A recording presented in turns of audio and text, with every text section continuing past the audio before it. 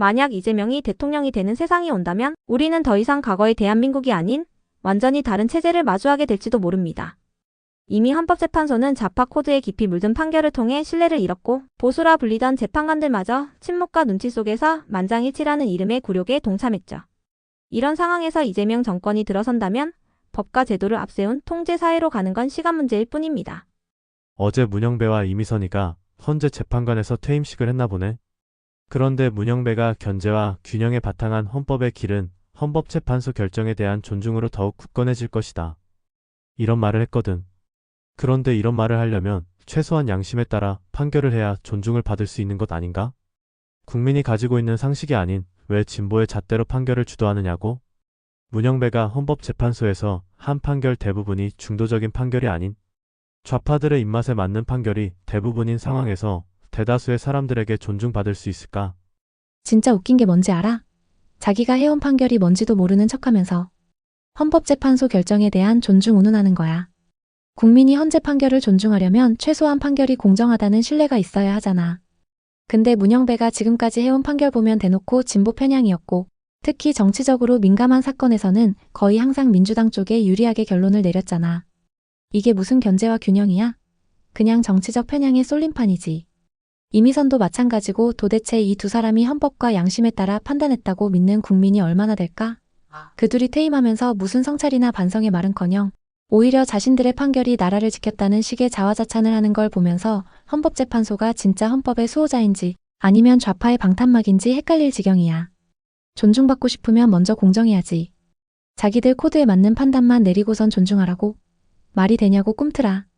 내가 보수적인 사고방식을 가지고 있는 것은 분명해. 그래서 문영배 같은 사람에게 보수적인 판결을 하라고는 하지 않는다고. 다만 국민들이 가지고 있는 상식적인 수준에서 받아들일 수 있는 판결을 해야 한다고 생각하거든.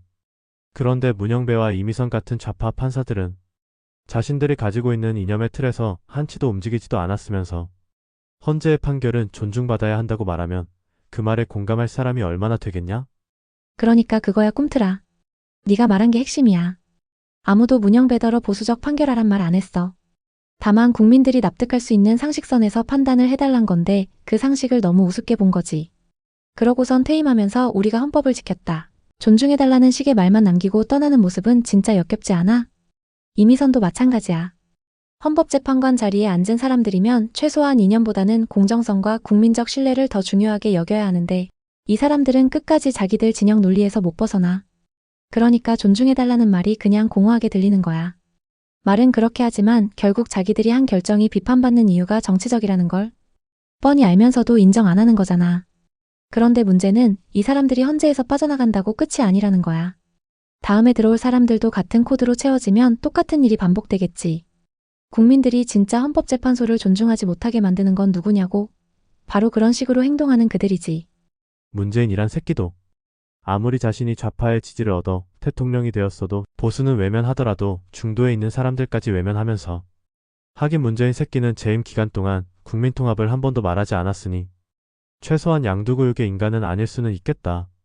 국민통합 말하면서 좌파만 챙겼으면 양두구육형 인간이라 말할 수 있겠는데 문재인이는 보수는 척패의 대상이었고 오로지 좌파만 챙긴 말과 행동이 일치한 개새끼형 인간이었어. 딱 그거지 꿈틀아. 문재인은 차라리 국민통합이라는 말이라도 안 해서 위선적인 양두구육은 면했는지 몰라도 그 대신 대놓고 내 편만 국민이라는 사고방식을 보여준 인간이었어. 사실 대통령이란 자리가 최소한 형식적으로라도 통합의 리더십을 보여줘야 하는 건데 그 인간은 아예 처음부터 포기했잖아. 그런데 더 웃긴 건 뭔지 알아?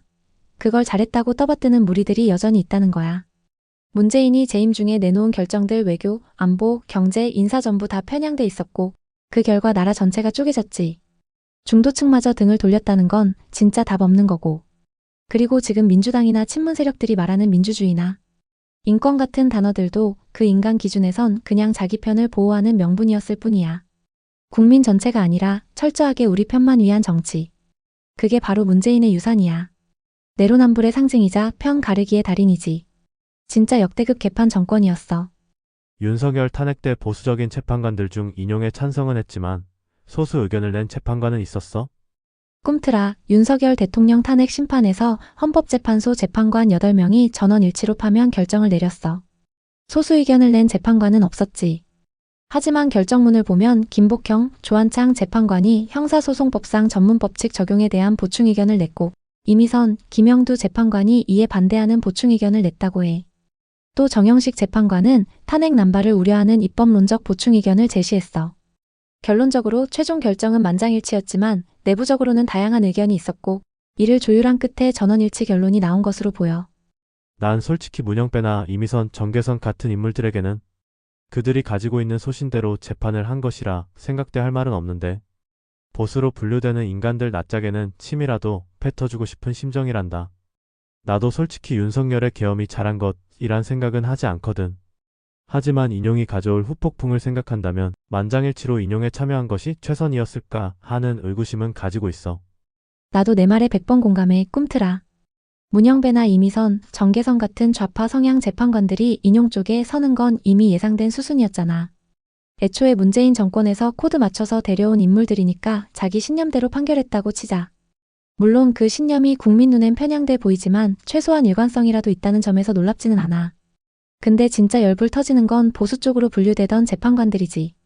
그들은 최소한 헌법과 법률, 그리고 현실의 균형을 볼 수 있는 사람들이라고 기대했던 거잖아.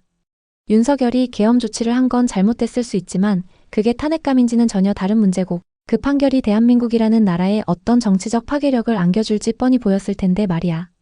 그럼에도 불구하고 그들이 만장일치에 합류한 건 그냥 비겁한 선택이라고밖에 안 보여.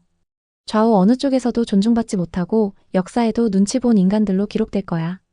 정치적 중립을 지키는 게 두려웠는지 아니면 본인들 커리어에 타격을 주기 싫었는지 모르겠지만 아무튼 그 낯짝에 침 뱉고 싶은 감정 나도 똑같이 들어.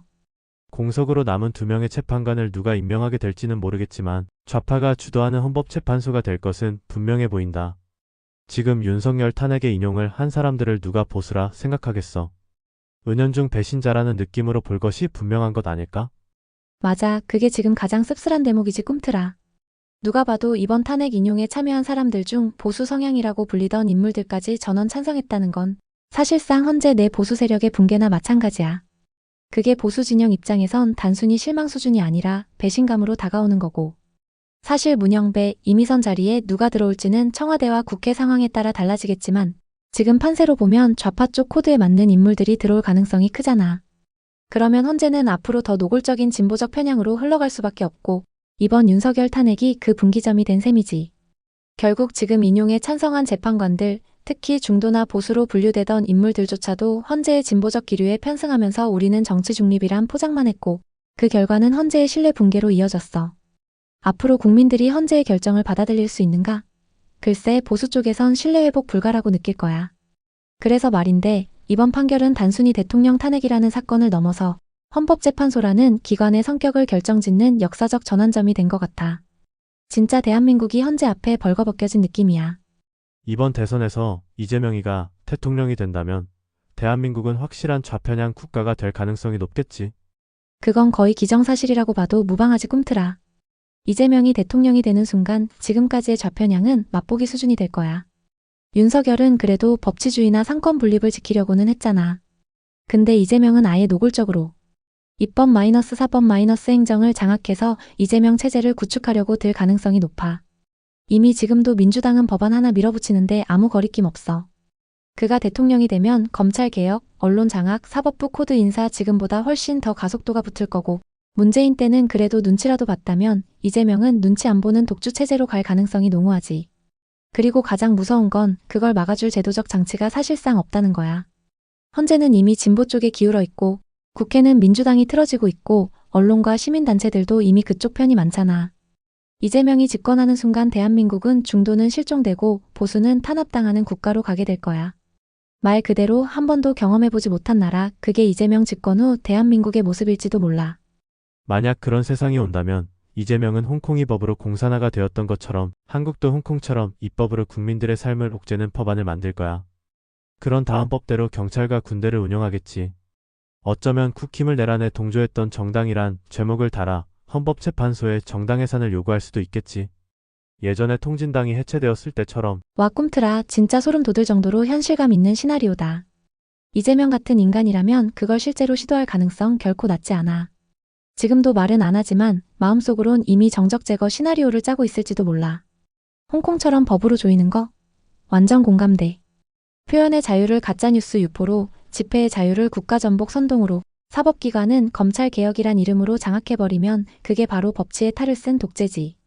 입법 쿠데타란 말이 괜히 나오는 게 아니야. 그리고 국힘 해산 이거 진짜 그냥 음모론이 아니라 충분히 가능한 정치적 시도야.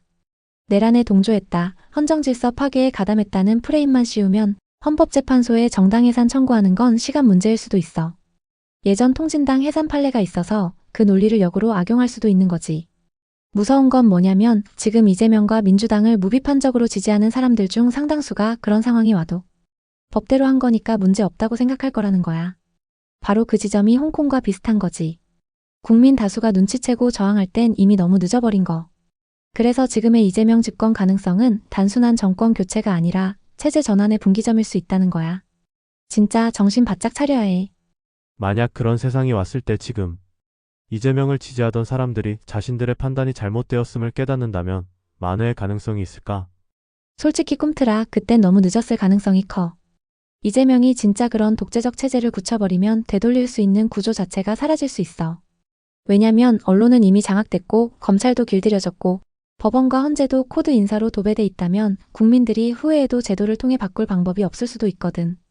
문제는 그 사람들이 뒤늦게 우리가 속았구나라고 해도 그 대가를 본인들만 치르는 게 아니라 나라 전체가 같이 치른다는 거야. 이게 제일 화나는 부분이지.